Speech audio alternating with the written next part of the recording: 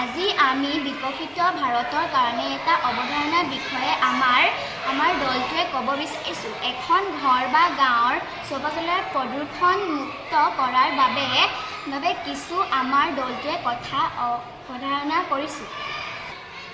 আমি চৰকাৰক ক'ব বিচাৰিছোঁ যে আমাৰ প্ৰতিখন গাঁৱৰ এটা প্লাষ্টিক গ্ৰাম্য কেন্দ্ৰ বা ব্লকৰ ফালৰ পৰা দিয়ে যেন।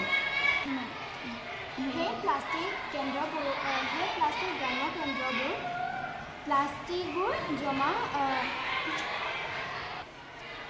সেই প্লাষ্টিক গ্ৰাম্য কেন্দ্ৰবোৰ প্লাষ্টিকবোৰৰ ওজন কৰি তাৰ কিছু মূল্য দিয়ে যেন। প্লাষ্টিক ওজন কৰি তাৰ কিছু মূল্য দিয়ে যেন। ধৰা হ'ল যেন টাইপ 1 প্লাষ্টিকৰ 10 টকা কেজি আৰু মিহলি